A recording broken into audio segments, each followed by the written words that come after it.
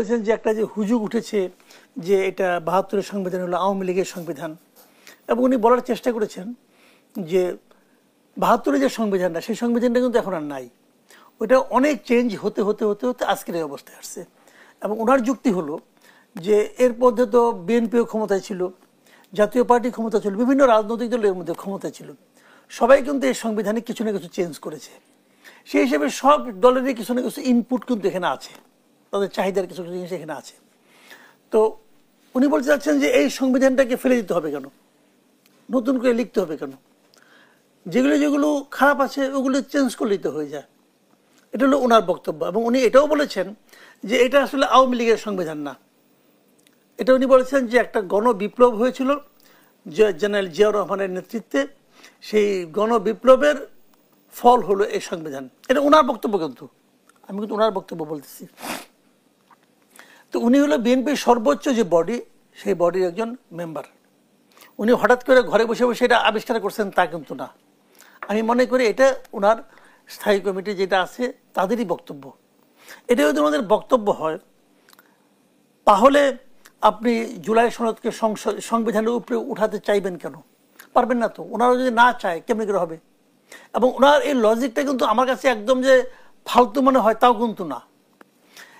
জাতীয় আপনার নাগরিক পার্টি যেটা আছে ওরা চাচ্ছে ওদের একটা আকাঙ্ক্ষা তো কাজ করতেই পারে, ওরা চিন্তা করতেছে এইভাবে চলুক। জামাতও চাইছে, অনেকে বলছে যে আমরা 35টা দল চায়, অসুবিধার কোনো উপায় নাই। কিন্তু 35 ভার্সাস যদি 1 হয়, আবার দেখলাম মির্জা ফখরুল সালাউদ্দিন আহমেদ সাহেব বলছেন যে ওই 35 দলে যা ভোট ওটা কি আমাদের ভোটের সমান হবে? এটা ওটা বক্তব্য বটে। এখন আপনি ওই যে 35 জনকে গুরুত্ব দেন, ওই 35 দলে এমন অনেক দল আছে যে দলের কাউকে সভাপতি সেক্রেটারি করে আমিও চিনি না। আমি সাংবাদিকতা করি আজকে 36 বছর হয়ে গেছে ভাই, আমিও চিনি না তাদেরকে, তাদের জাতীয় জীবনে কি গুরুত্ব আছে আমি জানি না। কিন্তু আছে তো দল, তারা তো মিটিং করে বসে চা নাস্তা খায়, আছে তো। তো এখন যদি আপনি 35 জনকে গুরুত্ব দিতে চান, তাহলে আমি কমো যে আমিও সাংবাদিকতা করে আমার কথাও গুরুত্ব দেন, আমিও তো কিছু বুঝি, আশার আলাপ করি। তো এখন এইগুলি নিয়ে একটা জটিলতা ভাই তৈরি হবে। এবং যে কথাটা নাকি হাফিজ সাহেব বলেছেন যে ওরা আমাদের কাছে একটা খসড়া পাঠাইছে, আমরা ওটা আমাদের সিগনেচার করার অর্থ হলো সংবিধান চেঞ্জ, সংবিধান সংশোধিত হয়ে গেল। ওই কি পৃথিবীর কোথাও সংসদের বাইরে সংবিধান সংশোধন হওয়ার কোনো নিয়ম নাই, রীতি নাই, রেওয়াজ নাই। এটাও ঠিক, এটাও সত্য। সংবিধান তো ভাই, সংবিধান সংশোধন করতে হলে এটাকে সংসদ সংশোধনী করতে হবে, কারণ অথবা আপনি গণভোটের মাধ্যমে করতে পারেন, কারণ এটা তো জনগণের জন্য। কয়েকটা 36টা রাজনৈতিক দল মিলে আমার আপনার ভাগ্য নির্ধারণ করে দিবে, এটা তো ঠিক না। গণপরিষদ নির্বাচনেরও দাবি জানাচ্ছে। এখন ওইটার সম্বন্ধে তারা কিছু বলে নাই, আমি বলতে পারছি না। আমার মন্তব্য চাইলে পরে বলবো, অসুবিধা নাই। ধন্যবাদ জানাচ্ছি মাসুদ কামাল। ব্যারিস্টার রুমিন ফারহানা, দ্বিতীয় পর্বে যখন রাজনৈতিক দলগুলোর সাথে জাতীয় ঐকমত্য কমিশনের আলোচনা হলো, আলোচনার শেষে বিএনপির স্থায়ী কমিটির সদস্য সালাউদ্দিন আহমেদ বলেছিলেন যে কোনো মুহূর্তে বিএনপি জুলাই সনদে স্বাক্ষর করতে প্রস্তুত। কিন্তু আমরা সমন্বিত খসড়ার যে চিত্র দেখতে পাচ্ছি, বিএনপির পক্ষ থেকে যে প্রতিক্রিয়া দেখতে পাচ্ছি, আগের অবস্থানে কি বিএনপি আছে? দেখুন, জুলাই সনদে যা যা আছে তার সকল কিছুর সঙ্গে বিএনপি একমত এখনই হয়ে যাবে, বা নির্বাচনের আগেই বিএনপি একমত হবে। অন্যান্য দলগুলোর সঙ্গে যে আলোচনা হচ্ছে সেখানেও বিএনপি সব বিষয়ে একমত হবে, সেটা তো আসলে হতে পারে না, তাই না? আমাদের যেই জায়গাটিতে আসলে আপত্তি তৈরি হয়েছে সেটা হলো যে জুলাই সনদটাকে একটা আইনি ভিত্তি দেওয়ার কথা বলা হচ্ছে, কিন্তু আমাদের দলের তরফ থেকে বলা হয়েছে যে জুলাই সনদটা it is above any law because this is the will of the people. কোন মানুষের আকাঙ্ক্ষার একটা প্রতিফলন আমরা এই সনদে দেখতে পাচ্ছি। পলিটিক্যাল সংবিধানের ঊর্ধ্বে বাংলাদেশে কোনো আইন নয়, কোনো আইন নয়। আপনি যদি একটা ওয়েস্টমিনিস্টার ডেমোক্রেসি ফলো করেন, আপনি যদি বাংলাদেশের সংবিধানকে মানেন, তাহলে সংবিধানের সঙ্গে যেই সকল আইন মানে অসামঞ্জস্যপূর্ণ, হ্যাঁ, ইনকনসিস্টেন্ট উইথ দ্য কনস্টিটিউশন, সেই আইনগুলো কিন্তু অটোমেটিক্যালি বাতিল বলে গণ্য হয়। সো কনস্টিটিউশনের উপর কোনো আইন বা কোনো চুক্তি বা কোনো সমঝোতা বা কোনো সনদ হতে পারে না। কিন্তু আপনি যখন এটাকে আইনি ভিত্তি দেওয়ার কথা বলছেন, তাহলে অ্যাট বেস্ট আপনি এখন কি করতে পারেন? আপনি একটা অধ্যাদেশ জারি করতে পারেন, কারণ এই মুহূর্তে তো পার্লামেন্ট নাই। সো এটাকে আপনি আইনি ভিত্তি কিভাবে দেবেন? আপনি অধ্যাদেশ জারি করতে পারেন। ভবিষ্যতে যে গভর্নমেন্টটা আসলো বা আসবে, সেই গভর্নমেন্ট চাইলে অধ্যাদেশ রাটিফাই করতেও পারে, রাটিফাই নাও করতে পারে। সকল অধ্যাদেশ যে পরে সরকার এসে গ্রহণ করে তা তো নয়। বহু অধ্যাদেশ জারি হয় যেটা পরবর্তীতে নির্বাচিত সরকার এসে যেটাকে আর গ্রহণ করে না। তো আপনাকে দেখতে হবে যে পরবর্তীতে যেই সরকারটি আসবে, যেই দলটি রাষ্ট্র ক্ষমতায় যাবে, সেই দলটির কতটুকু সদিচ্ছা আছে যে ঐক্যমতের বিষয়গুলোতে একমত হয়ে সেগুলোকে বাস্তবায়ন করা। অনেকগুলো বিষয় আছে যেগুলোতে কিন্তু বিএনপি নোট অফ ডিসেন্ট দিয়েছে।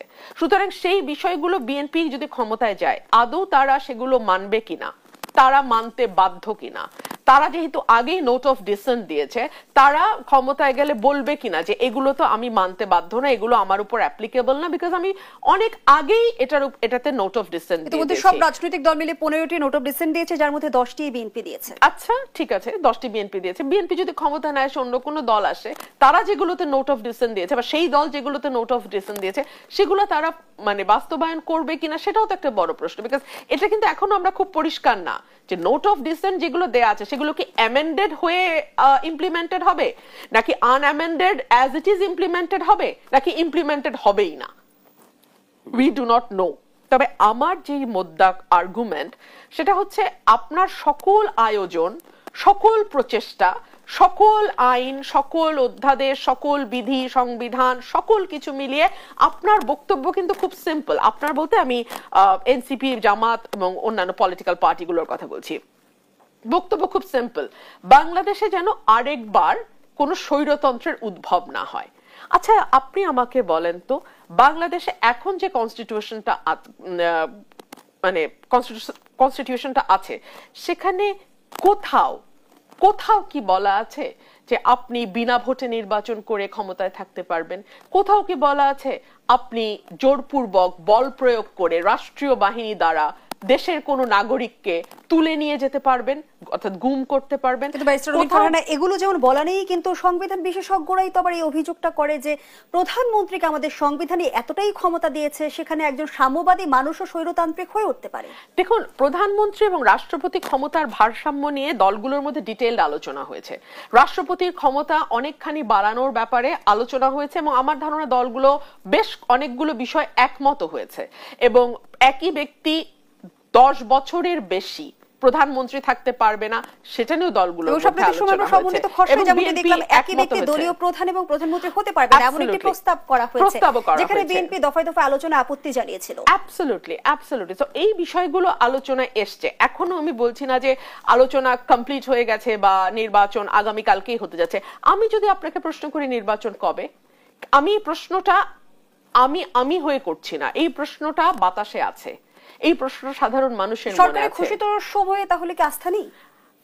সরকারের নিজেরই কি আস্থা আছে ঘোষিত সময়ের প্রতি? আমি কেন এই কথাটা বলছি, আশঙ্কা কেন? দেখুন, সরকারের কমপক্ষে 2 জন উপদেষ্টা এবং সরকারের বেশ হাই অফিসিয়াল ব্যক্তি দফায় দফায় বলছেন অন্য দল যে যাই বলুক নির্বাচন ফেব্রুয়ারিতেই হবে, সরকার ঘোষিত সময়ে নির্বাচন হবে। যখন আপনি একই কথা রিপিটেডলি বলতে থাকেন তখন ওইটা না আপনার এক ধরনের কনফিডেন্সের অভাব বোঝা যায়। আপনি যে নিজের বলা কথায় খুব বেশি আস্থা রাখতে পারছেন না সেটা বোঝা যায়। 2 হচ্ছে, বাংলাদেশে যেই রাজনৈতিক দলগুলো ক্রিয়াশীল আছে তার মধ্যে বিএনপি সবচেয়ে বড় পলিটিক্যাল পার্টি, যে বলছে ফার্স্ট পাস দ্য পোস্টে নির্বাচন হবে। জামাত, এনসিপির মতো আরো কিছু দল এবং ইসলামী আন্দোলন তারা বলছে না, পিআর পদ্ধতিতে নির্বাচন হবে। অর্থাৎ নির্বাচনটা কোন ভাবে হবে এটা নিয়েও কিন্তু দলগুলোর মধ্যে এখনো ঐক্যমত প্রতিষ্ঠা হয় না। সে বিষয়ে একটা প্রশ্ন রাখতে চাই, পিআর পদ্ধতিতে নির্বাচন করতে জবরদস্তি করা অযৌক্তিক, এমন মন্তব্য করেছেন বিএনপির স্থায়ী কমিটির সদস্য নজরুল ইসলাম খান। জানতে চাই, দাবি মানতে বিএনপিকে জবরদস্তি করা হচ্ছে কি, করলে কে করছে? একরকম ইমপ্লয়েড প্রেসার কি আপনারা দেখতে পাচ্ছেন না? যখন বিএনপি এই বিষয়টিতে স্পষ্টভাবে না বলেছে এবং তার যুক্তিগুলো বিএনপি তুলে ধরেছে, তারপরেও আমরা রিপিটেডলি বিভিন্ন কর্নার থেকে কিন্তু দেখতে পাচ্ছি। ভেরি ইন্টারেস্টিং ব্যাপার হচ্ছে, ঐক্যমত কমিশন কিন্তু লোয়ার হাউসে বা নিম্ন কক্ষে তারা কিন্তু পিআর পদ্ধতির কথা প্রস্তাবেই রাখে নাই। তারা বলেছে উচ্চ কক্ষে পিআর পদ্ধতি। কিন্তু এখন আমরা নতুন করে পলিটিক্যাল পার্টিগুলোকে দেখতে পাচ্ছি, কিছু কিছু পলিটিক্যাল পার্টি তারা নিম্ন কক্ষেও পিআর এর জন্য আন্দোলন করছে।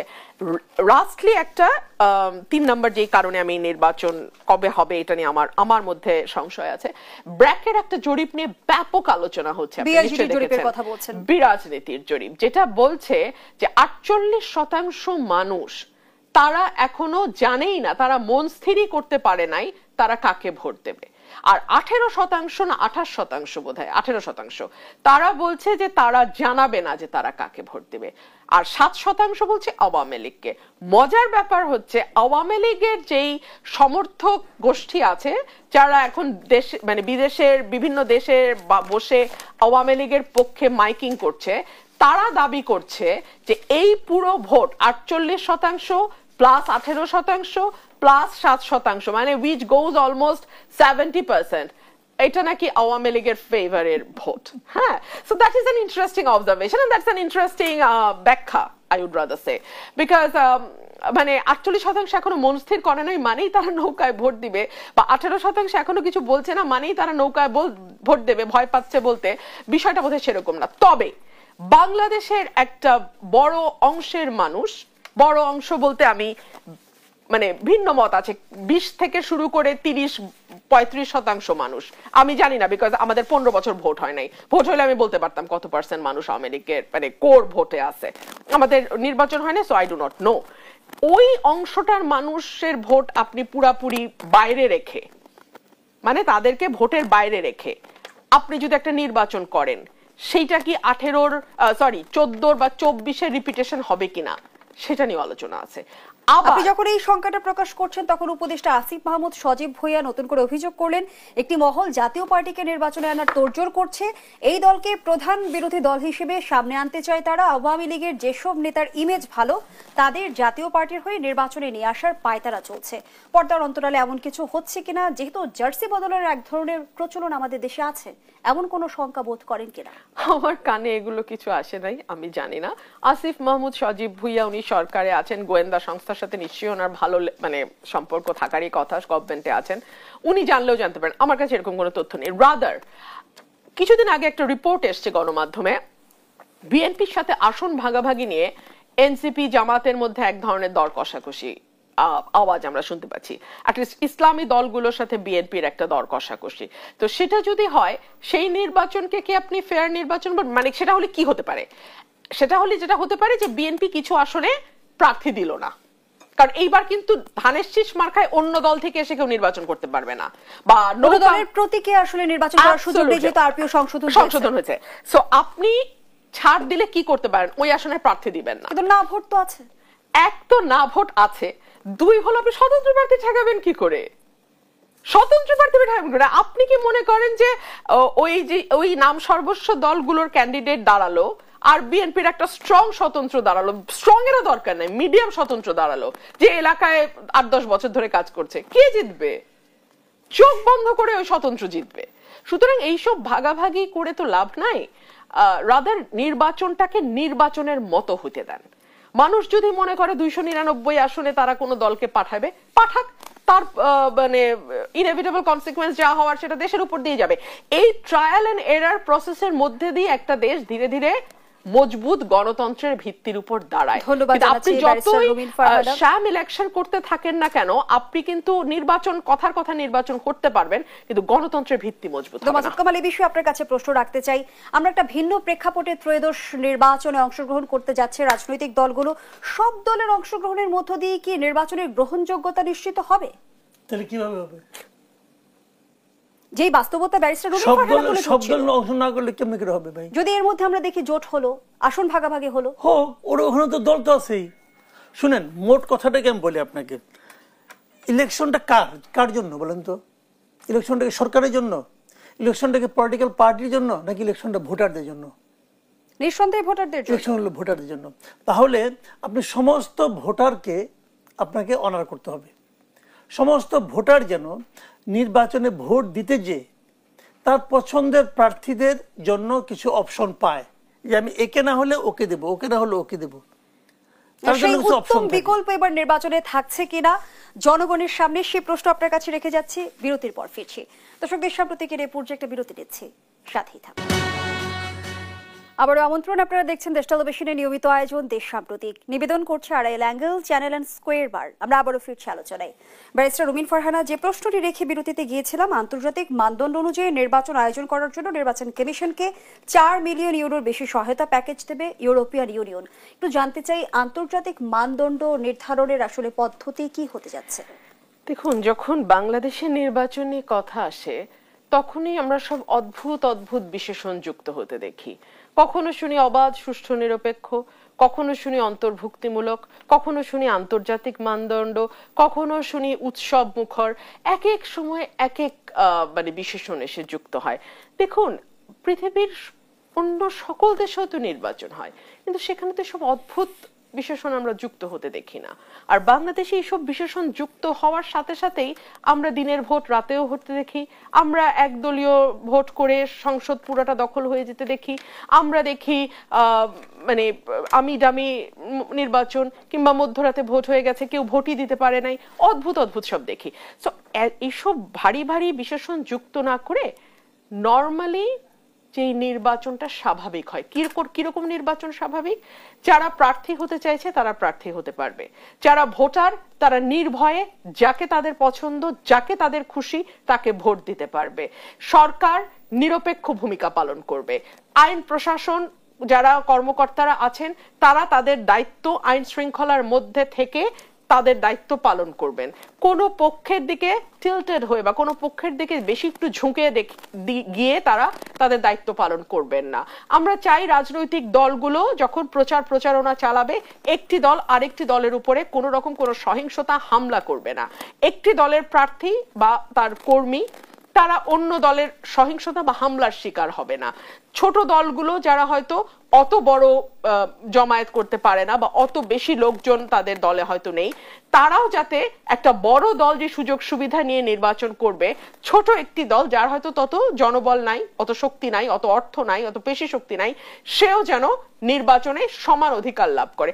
এগুলো তো ভাই বেসিক, একটা নির্বাচনের বেসিক। কিন্তু এই বেসিকটাই বাংলাদেশে আমরা এখনো করতে পারলাম না বলেই আন্তর্জাতিক মান শুনতে হয়, অবাধ, সুষ্ঠু, নিরপেক্ষ শুনতে হয়, অন্তর্ভুক্তিমূলক শুনতে হয়, উৎসব মুখর শুনতে হয়, বিশ্বের সবচেয়ে শ্রেষ্ঠ নির্বাচন আমি দিয়ে যাব এটাও আমাদের শুনতে হয়, বাংলাদেশে 53 বছরে কোনো মানে সকল নির্বাচনকে ছাড়িয়ে যাবে এইবারের নির্বাচন, এইসব ওয়াদাও শুনতে হয়।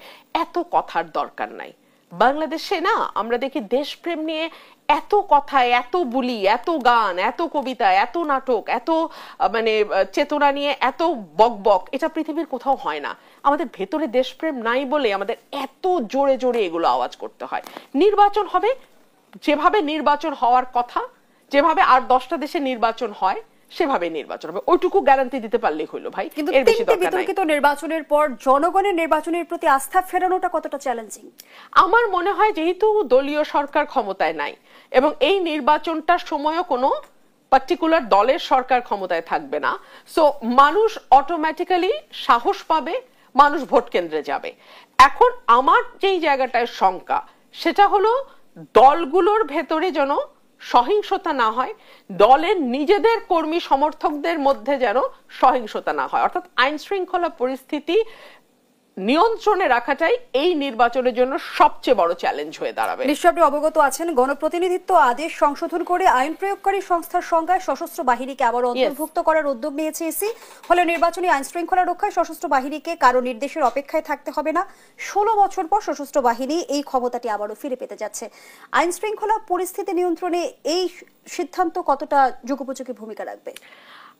দেখুন, সশস্ত্র বাহিনী কিন্তু এখনো ম্যাজিস্ট্রেসি পাওয়ার নিয়ে মাঠে আছে। এখনো কিন্তু আমরা দেখছি যে বিভিন্ন সময় বিভিন্ন জায়গায় আইন শৃঙ্খলা পরিস্থিতি নিয়ন্ত্রণের বাইরে চলে যাচ্ছে। আমরা দেখছি সংখ্যালঘু সম্প্রদায়ে বেশ কয়েকটি ঘটনা পরপর হয়েছে, তাদের বিরুদ্ধে মিথ্যা অভিযোগ দিয়ে কিভাবে হেনস্থা করা হয়েছে, নারীদের উপর হেনস্থা করা হয়েছে। আমরা দেখেছি যারা সমাজের backward section of the society তাদের উপরে হামলা হয়েছে। আমরা দেখেছি স্বৈরাচার সরকারের যারা মন্ত্রী এমপি ছিল কিংবা নেতা ছিল তাদের বাড়িতে গিয়ে মব হামলা করেছে। আপনি একজন মানুষকে তার অপরাধের জন্য 100 বার বিচার করবেন, 100 বার বিচার করবেন, কিন্তু মবের হামলা যেমন অবৈধ, রাষ্ট্রীয় বাহিনী দ্বারা একজন মানুষকে তুলে নিয়ে যাওয়াও কিন্তু অবৈধ, দুটাই অবৈধ। এইটুকু সেন্স আপনার মাথায় যেন কাজ করে। আসলে পুরোপুরি আশঙ্কা মুক্ত হবার জায়গা না, আমি তা মনে করি না, এবং একদমই না। এবং দেখুন, আমি আমার জন্মের পরে কখনো সশস্ত্র বাহিনী নিয়ে ফেসবুকে ঠাট্টা তামাশা করা, পলিটিক্যাল পার্টির মানে কি বলবো, বাচ্চা ছেলে মেয়েরা জাতা ভাষায় সশস্ত্র বাহিনীকে আক্রমণ করা, এটা হয়নি কখনো। ধন্যবাদ। এবং আপনি দেখুন, আমাদের এই সশস্ত্র বাহিনী নিয়ে কথা বলার আগে দুটো তথ্য আপনার মাথায় রাখতে হবে। এক হচ্ছে 5ই অগস্ট থেকে 8ই অগস্ট তারা সেনাবাহিনী প্রধান বলেছিলেন, আর্মি চিফ বলেছিলেন, I am now in control, আমি আপনাদের সাহায্য কামনা করছি এবং আমি দায়িত্ব নিলাম। এবং তিনি রক্তপাতহীন ভাবে একটি অভ্যুত্থানকে সফলতা দিয়েছেন। মানে রক্তপাতহীন বলতে আমি 5ই অগস্টের গণভবনের হামলাকে বুঝি রক্তপাতহীন। 2 হচ্ছে, তিনি কিন্তু চাইলে তখনই ক্ষমতা নিতে পারতেন, তিনি কিন্তু ক্ষমতা নেন নাই। এবং লাস্ট, শেখ হাসিনা যদি টিকে যেতেন, এই আর্মি চিফের কিন্তু কোর্ট মার্শাল হতো। উনি গুলি চালান নাই ওনার দেশের মানুষের উপরে।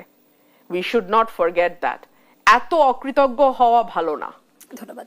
মাসুদ কামাল, সেনাবাহিনী প্রসঙ্গে নানা ধরনের কটূক্তি প্রসঙ্গে সেনাপ্রধান জানিয়েছেন, যারা এসব করছে তাদের বয়স কম, তারা আমাদের সন্তানের বয়সী, তারা বড় হলে নিজেদের ভুল বুঝতে পারবে, তখন নিজেরাই লজ্জিত হবে। কিন্তু আপনার কাছে আমার প্রশ্ন, দলীয় নেতাদের বক্তব্যের দায় দলকে এড়াতে পারে? দল ভুল বুঝে লজ্জিত হচ্ছে কি? লজ্জিত কেউ হচ্ছে না, লজ্জিত আমরা হচ্ছি। ওনাকে বললো বয়স কম, এক একজন বিয়ে সাথে করে ফেলেছে, বয়স কম কেমন করে? এক একজন বিয়ে সাথে করে ফেলেছে সবাই, এদের বয়স কম, তাহলে কম বয়সে নাবালক অবস্থায় বিয়ে করছে, কি বলে উনি?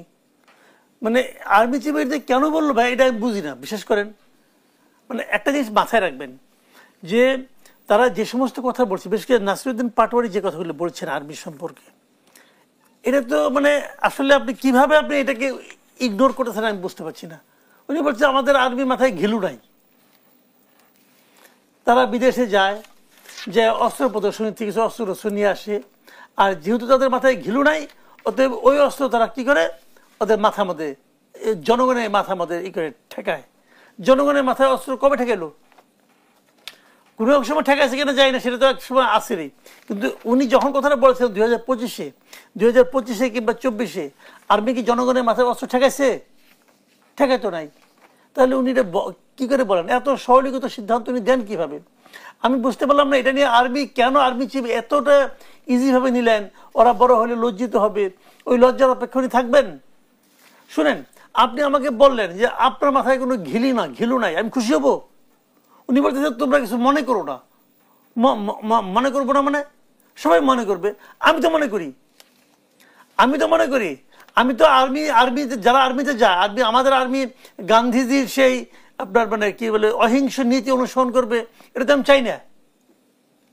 ওনার মিনিমাম বলা উচিত ছিল যে ওরা যেটা বলছে এটা ভুল বলছে, নাসিরউদ্দিন পাটোয়ারি অথবা হাসনাত আবদুল্লাহ যেটা বলছে এটা ভুল বলছে, আমরা ওটার সঙ্গে একমত না, হয়ে যেত। আমি ওনাদের বলছি না আপনি যে গুলি করে যান মেরে ফেলান, তা বলতেছি না, বাট আপনি যে ওর কথা একমত না এটা তো আপনি বলবেন।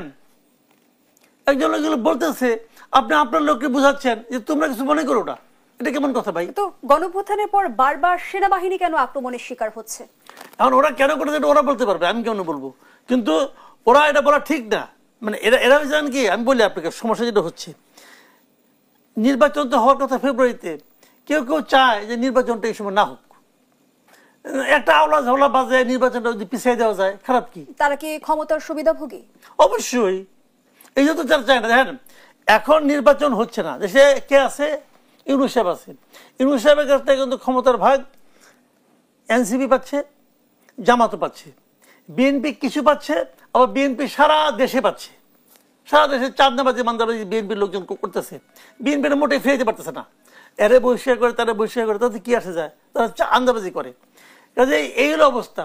এখন যদি বিএনপি ক্ষমতায় আসে, তাহলে এনসিপি আর জামাত এই অবস্থাটা করতে পারবে? এই সুবিধাটা পাবে না তো। এই যতদিন থাকবে ততদিন তাদের সুবিধা হবে। মূল লক্ষ্য তো এটাই, আর কিছু না। ধন্যবাদ জানাচ্ছি মাসুদ কামাল। ব্যারিস্টার রুমিন ফারহানার শেষ প্রশ্নটি মাসুদ কামালের অভিযোগের রেশ ধরে করতে চাই, যে সারা দেশে বিএনপি চাঁদাবাজি করছে, যদি ক্ষমতায় যাওয়ার আগে বিএনপি তৃণমূল এতটা নিয়ন্ত্রণহীন হয়ে পড়ে, ক্ষমতায় গেলে কি হবে? ক্ষমতায় গেলে কি হবে এটা তো যদি ক্ষমতায় যায় তখনই দেখা যাবে, এটা তো আর আমি এখন বলতে পারবো না কি হবে।